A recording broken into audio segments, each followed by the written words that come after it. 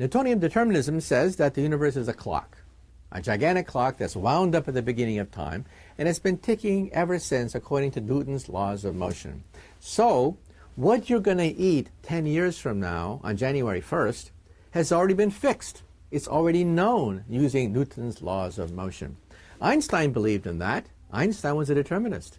Does that mean that a murderer, a horrible mass murderer, isn't really guilty of his works because it was already preordained billions of years ago?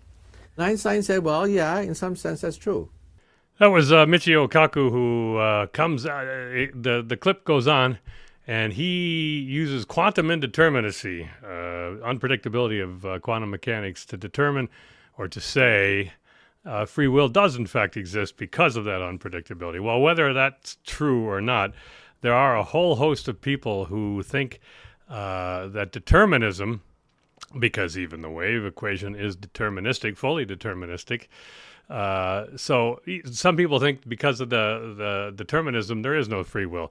And what's interesting about this is there's a group of people who don't think there's free will, who concentrate in an area about punishment. They don't like punishment. But of course, it takes just as much free will to punish as to do wrong. Now, the thing that always cracks me up about these anti-free will arguments are the contradictions. Too many of those arguments take this shape. If only people knew they couldn't make choices, they'd make better choices. Now, I have no choice but to say that, and you have no choice but to laugh. And a few of you have no choice but to pass on this rollicking joke to somebody else. Now, that's also a joke, of course, but more on the amusing side than a do you get it guffaw type thing. But it's also an argument. We met it last time discussing Sabine Hossenfelder's failed attempt to disprove free will, or failed attempts, I should say. What's even funnier, today is just, of course, filled with good humor, is that when she was confronted with the I have no choice, the argument we just used, I have no choice but to do what I'm doing right now, she scoffed and dismissed it. She went on instead to other arguments she mistakenly thought proved her point. Well, my dears, it really is an unanswerable argument. If nobody has a choice, then nobody has a choice. It's simple as that. Even those people who dispute that nobody has a choice. That means, getting back to our subject today, those who punish wrongdoers have no choice but to punish wrongdoers, even if wrongdoers have no choice but to commit wrongs. Nothing could be plainer. Punishers aren't granted momentary free will, if free will doesn't exist, to do their punishing. They must punish. Or if they're only granted in some bizarre way, they're only granted free will in those instances where they do punish, well, then free will exists. Simple as that. So enter this academic Barbara Fried. I guess she's some sort of a law professor. She's discussing the argument that the people who choose to punish shouldn't be exercising their free will to punish because the wrongdoers punished either had no choice but to do wrong or very little choice but to do wrong. Now, this is a quote. Scientific research into the determinants of human behavior has told us over the past 4 decades, most of this research points to the same conclusion. Our worldviews, aspirations, temperaments, conduct, and achievements, everything we conventionally think of as us, are in significant part determined by the accidents of biology and circumstance. The study of the brain is in its infancy. As it advances, the evidence for determinism will surely grow. We'll bypass the determinism for a moment. This is end quote. And notice it's saturated with the egalitarianism that much is saturated with these days. A false idea that equality, because people weren't born equal, there's something wrong with that. All right, back to the quote.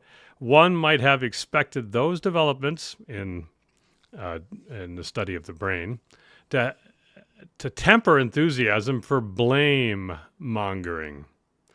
Instead, the same 4 decades have been a boom for blame. End quote. So she is blaming people who are blaming people. So here's yet another one of these contradictions that she's caught up into. Quote again, retributive penal policy, which has produced incarceration rates of unprecedented proportions in the United States, has been at the forefront of the boom. But enthusiasm for blame is not confined for punishment or confined to punishment. Now, end quote. Well, look, to say, I have no choice but to be hungry, I must eat or die, is true. I have no free will if I'm going to be hungry. We are, in this sense, slaves to our biology. But that sentiment's equivalent to this one. I have no choice but to be sucked down by Earth's gravity, and I cannot fly. We're also slaves to gravity and to electromagnetism and a host of other things. To say we have free will is in no way to say that our will cannot be constrained by circumstance. Of course it can. Whoever said it couldn't? Determinism, of course, is again the idea that all things are governed by unbreakable physical, quote, laws. That's false. Its falsity is proved by witnessing it to be false. We are confronted by choices, and we make them freely, with whatever constraints exist at the time. Determinism is believed to be true, though, based on theory, on models. Theory says, with material things, this has no choice but to follow that, and we ourselves are material things. Well, accepting that, it does follow that free will is out. Our bodies are, theory says, only blindly following these certain physical, quote, laws. I put you can hear the scare quotes around laws, and that's the signal I'm not on board with the interpretation of nature. My take is the world works not by laws of nature, but by the law of natures. Not the laws of nature, but the law of natures. Things operate according to their natures. What is of essence is essence, I say. Well, of course, I could be wrong about that. It makes no difference, however. We still observe free will. It therefore exists. I don't know how. I would love to know how, but that I cannot demonstrate how does not mean that what I observe is therefore false. And I cannot be an illusion because I'm here to think about what I'm thinking about, and I can at least make choices whether or not to think about it. So there cannot be free will cannot be an illusion because there has to be something to have an illusion that can have free will. Now, I've used this example before, but it's like how people used to say in the 70s that bumblebees can't fly. And people really did say this. They say bumblebees can't fly because theory says they cannot. But therefore, we don't really observe them flying? Well, with the bumblebees, one of two things has to go, theory or observation. Same thing with determinism. Either theory stays or observation stays. You can't have both. I jettison the materialist premise of determinism. We are not entirely material beings. And maybe I'm wrong about that, but that still doesn't kill the observation. All right, I'm kind of getting too far from Freed. She doesn't want to outright say free will is false, but she wants to put it into a pill and make it disappear. Thus, she attacks the constraints side of the argument, intimating that these constraints are overwhelming. Here we are quoting again, quote, "For the metaphysician, the theoretical possibility that one could have acted otherwise in some alternative world may suffice to establish free will. But if the question is whether we should hold a real-life Smith blameworthy in this world, one would think that the requisite sort of free will is not metaphysical, but practical. When all is said and done, how plausible is it to think that Smith could have acted differently? To take an all too frequent scenario, suppose that Smith grew up in a neighborhood where drug dealing was the most common form of gainful employment. He was raised by a single mother who was a cocaine addict, and by the time he was 12, was supporting his family by selling drugs. When he was 17, he got caught up in a drug deal gone bad, and in that altercation that ensued, he shot and killed the buyer. How should we think?" This is still Freed asking this question. "How should we think about Smith's level of moral responsibility?" End quote. Well, that's easy. We say Smith murdered the buyer. That's how. And we punish him.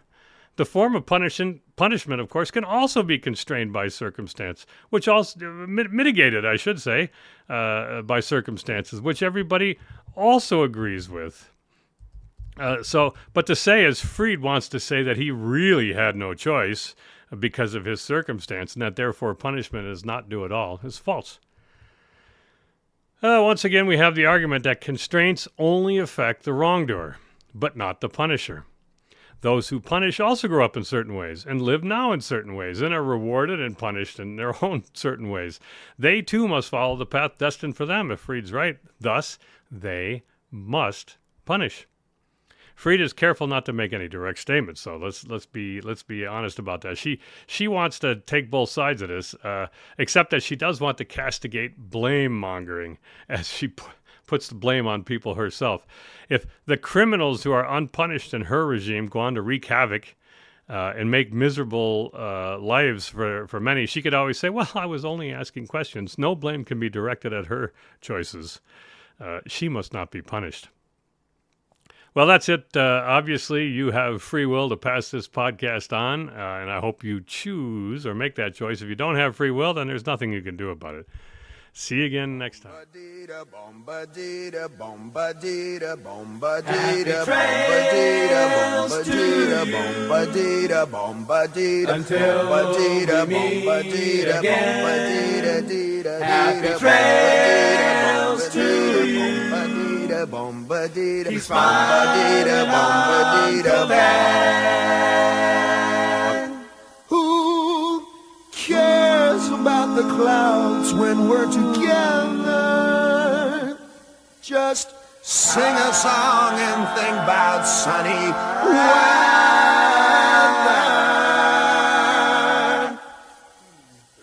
Happy trails to till we meet again.